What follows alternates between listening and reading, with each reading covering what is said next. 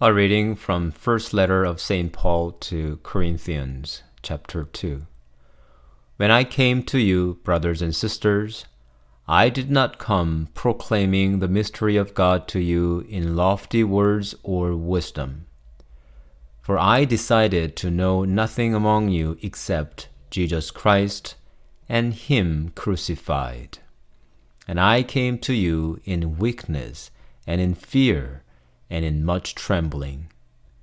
My speech and my proclamation were not with plausible words of wisdom, but with a demonstration of the Spirit and of power, so that your faith might rest not on human wisdom, but on the power of God.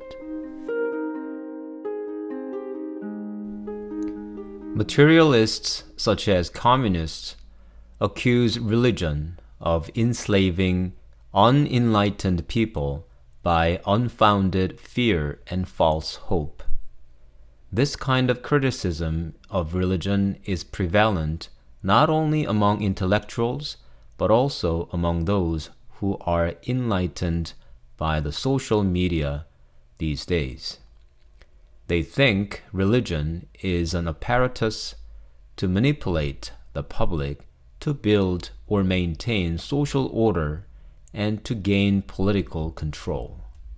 Of course, its major beneficiaries are the clerical class, and the common people are exploited, oppressed, and deprived of their freedom and rights according to this criticism.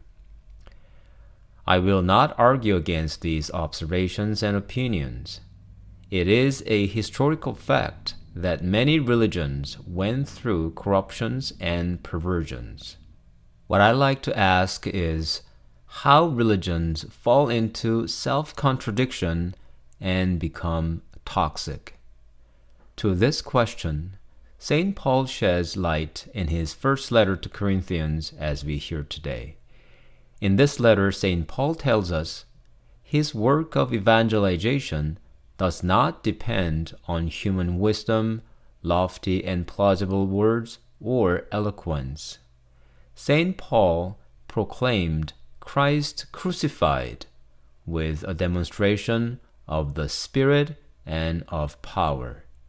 St. Paul tells us in this letter that true religion does not need persuasive arguments and eloquent speeches. A true religion represents the true God whose power naturally emanates for the benefits of His faithful. To our question, when religion loses God but holds on to human plans and ideas, it cannot avoid corruption and perversion. The Christian religion is a true religion because Jesus Christ is the true God, and Christianity can keep her dignity only when the faithful rest on the power of God, not on human wisdom. Christianity is not founded on best theories and arguments or lofty ideals and hopes or baseless fear and crafty manipulation. Christianity does not teach any esoteric and secretive knowledge. On the contrary, Jesus Christ reveals His divine power through the evangelists, apostles, martyrs, and other saints, and average people, as long as they are open to the truth, can see and understand who Jesus is and what His teachings are. The sanctity of the saints, the heroic sacrifices of the martyrs, the power of healing and exorcism, the visions and prophecies of saints demonstrate the power of God.